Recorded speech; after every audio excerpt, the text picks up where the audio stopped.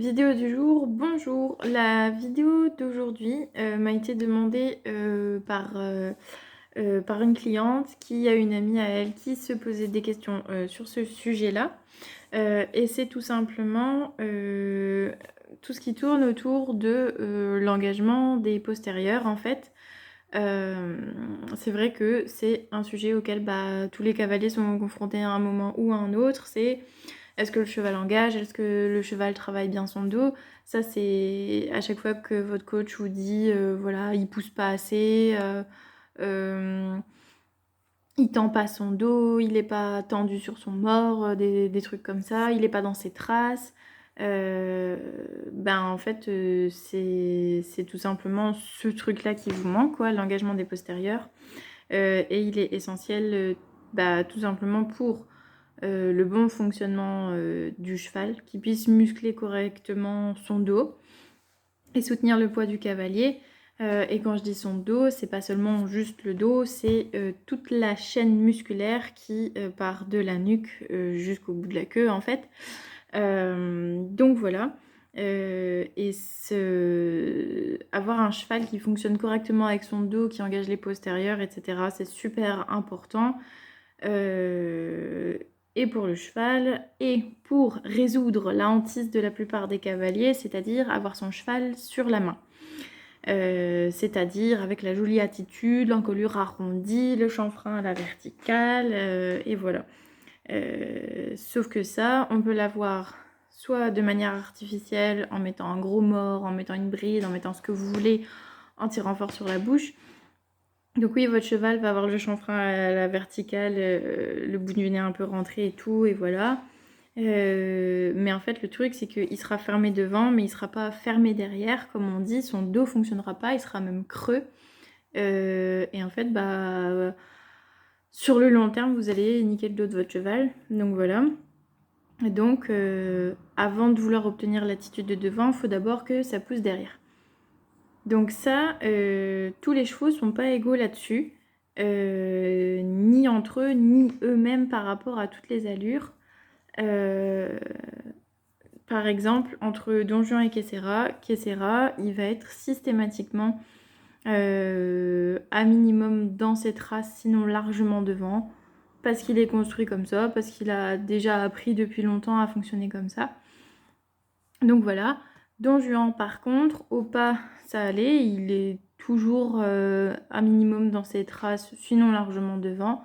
Par contre, au trot, ce n'est que depuis quand même assez récemment que j'arrive à l'avoir dans sa trace et on pousse encore pour l'avoir vraiment devant. Mais il y a quand même beaucoup de progrès.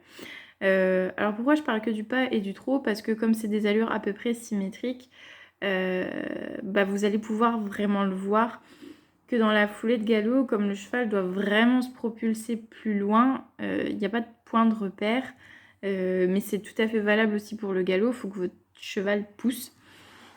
Et donc aujourd'hui, on va voir comment. Donc tout d'abord, première partie, je vais vous montrer les allures en elles-mêmes, la différence entre un cheval qui pousse et un cheval qui pousse pas, comment est-ce qu'on le voit.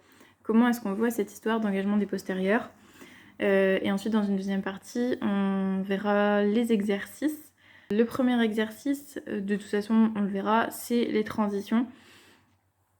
Quelque chose qui est à la portée de tous les cavaliers. Alors, l'essentiel dans la transition, on le verra plus tard, c'est qu'il faut qu'elle soit bien faite, sinon ça marche pas.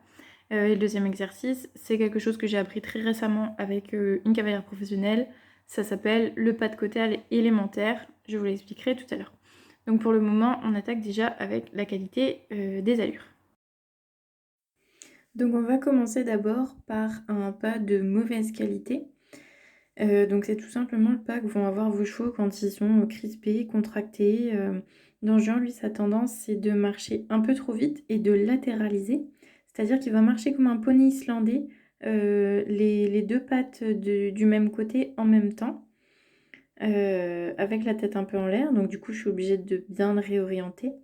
Donc n'hésitez pas à ralentir vos chevaux, parce qu'on veut vraiment un pas à quatre temps. On veut que si on fasse un arrêt sur image, il n'y ait pas deux membres en l'air en même temps. C'est d'abord le postérieur, puis ensuite l'antérieur, vraiment au dernier moment, juste avant de se marcher dessus limite, hein. Et donc on voit que Don Juan a tendance à vouloir se dépêcher un peu. Par contre, en revanche, comme je vous disais, son pas, il est naturellement tout le temps devant sa trace. Donc ça, c'est bien, mais on préfère quand même quand il est décontracté, la tête en bas, à marcher doucement, un pied après l'autre.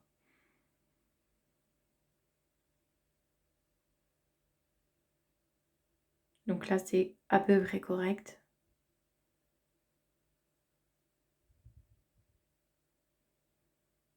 Et là, c'est bien. Donc ensuite, on va passer sur un mauvais trot. Donc là, vous avez vu une mauvaise transition, mais on y reviendra plus tard. Et le mauvais trot, en fait, c'est voilà, le cheval il se tient pas du tout et le postérieur n'est pas dans la trace. Maintenant, c'est compliqué de le faire à Don Juan parce qu'il pousse tout seul, hein, vous voyez, ça arrive quand même un peu en dessous, sauf à certains moments où on voit bien que le postérieur se pose trop derrière.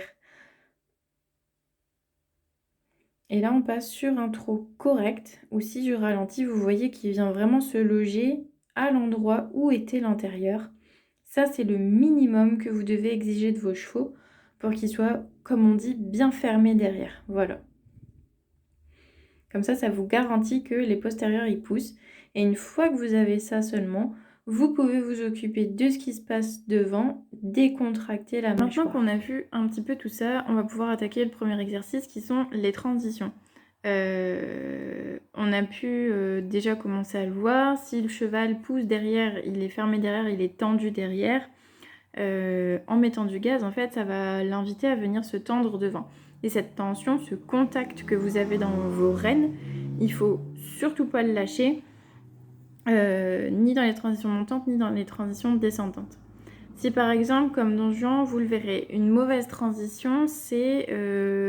alors, une mauvaise transition montante, on va d'abord faire, c'est vous mettez vos jambes et le cheval, oui, il part dans l'allure supérieure, mais il faut que dès la première foulée, par exemple si vous ne faites pas trop, il faut que dès la première foulée de trot, votre cheval il soit devant sa trace en train de pousser. Et il ne faut pas que quand il parte dans le trot, en général ce que la plupart des chevaux font, c'est qu'ils relèvent la tête comme ça et ils partent avec la tête en l'air. Ça c'est pas bon non plus et Don Juan me le fait, me le faisait et me le fait de moins en moins, mais on travaille dessus. C'est tout simplement parce que vous avez l'impression d'avoir du contact, mais en fait vous en avez pas du tout. Ou alors vous le lâchez au moment de partir dans la transition. Donc pour résoudre ça, il faut vraiment pas oublier votre reine extérieure, c'est la reine qui garde le contact. Et même si ça peut sembler contre-intuitif, il faut que cette reine soit tendue et que vous la teniez bien et qu'elle ne se relâche pas au moment de passer dans l'allure supérieure.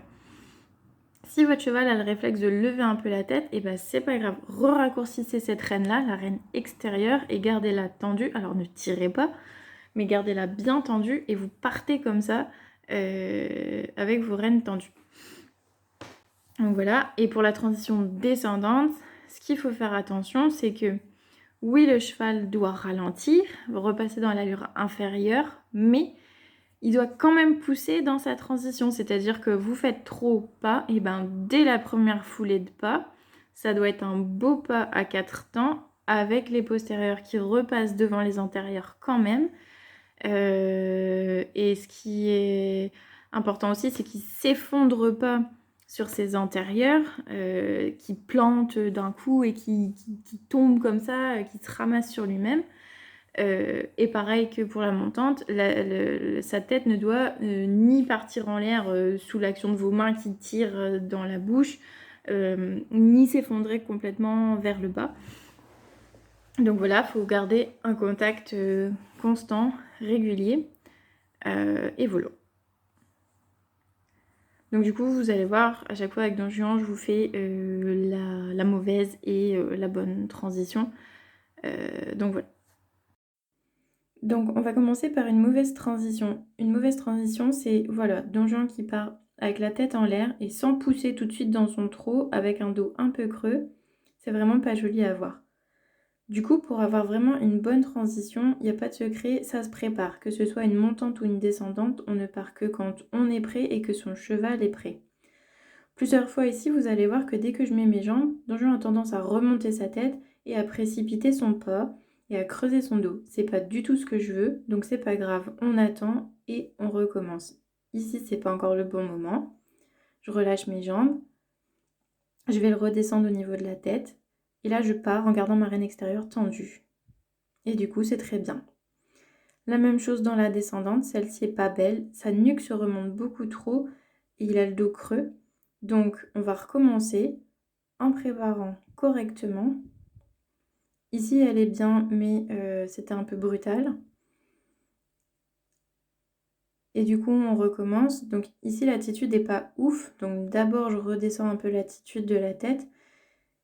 Et là, vous allez voir tout de suite que le pas va être très bon. Il va être tout de suite devant sa trace. Même s'il y a une petite crispation avec la nuque remonte, le pas est bon et fluide et en poussée. Le deuxième exercice, c'est le pas de côté élémentaire. Donc qu'est-ce que le pas de côté élémentaire? Normalement, quand votre cheval marche, on va commencer au pas, les postérieurs et les antérieurs sont censés être sur une même ligne. Que vous soyez sur un cercle ou sur une ligne droite, le postérieur doit se poser dans la trace ou devant la trace, mais sur la même ligne que l'antérieur, du même côté. Hein. Antérieur gauche, antérieur droit, postérieur droit. Or, pour le pas de côté élémentaire, comme on veut vraiment aider le cheval, 1, à se pousser, et 2, à marcher non pas plus vite, mais plus grand, on veut vraiment que le postérieur aille plus loin. On va faire un postérieur à la fois, mais ça marche sur les deux en même temps. Tout simplement, vous vous servez des coins de votre manège, de votre carrière ou je sais pas quoi. Moi, ça marche sur mon terrain, alors que j'ai un terrain pas du tout classique, donc il n'y a pas de souci. Et vous coupez un peu avant le coin, vous tournez avant, et en fait, vous allez venir mettre votre jambe intérieure un peu plus fort, comme si vous vouliez demander une cession à la jambe, mais vous reculez pas votre jambe intérieure, elle reste à la sangle. Et vous le poussez au niveau de la sangle pour qu'il vienne s'incurver autour de cette jambe intérieure. Votre reine intérieure, elle s'écarte pour indiquer la direction et garder le pli du cheval du côté où vous voulez aller. Mais vous ne devez pas tirer sur cette reine. L'action, elle doit être discontinue. Vous prenez, vous relâchez, vous prenez, vous relâchez. Et votre reine extérieure, par contre, elle doit être tendue puisque c'est elle qui va recevoir le contact. C'est comme les téléphones avec les pots de yaourt et le fil. Si le fil n'est pas tendu, ben, la communication, elle ne se fait pas d'un pot de yaourt à l'autre. Et ben, c'est exactement la même chose. Donc votre reine extérieure, elle doit être tendue, tendue, tendue, tendue, tendue. Sans tirer. Attention.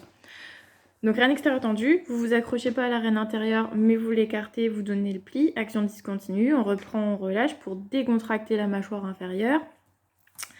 Et vous le poussez à l'intérieur avec votre jambe intérieure à la sangle.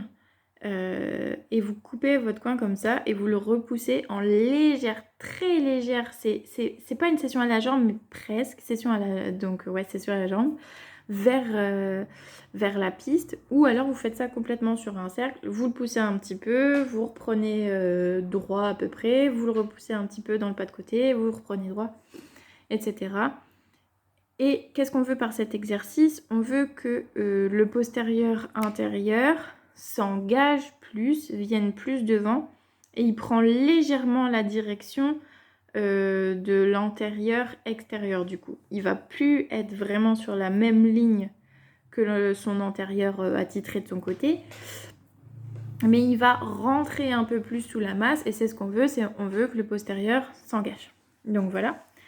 Et vous calez bien votre rythme. Il ne faut pas que votre cheval accélère. Prenez le temps de marcher et décontractez bien la mâchoire. Comme ça, une fois que le postérieur poussera, et c'est la première chose que vous devez chercher, une fois que le postérieur pousse, la mâchoire, vous allez pouvoir la décontracter plus facilement.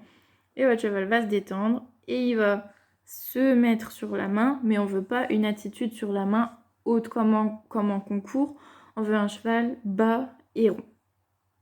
Donc pour cet exercice, comme je vous l'ai expliqué, et vous allez voir, Don Juan a eu des petites contractions quand même, ça n'a pas été évident alors que c'est un exercice qu'il commence à connaître.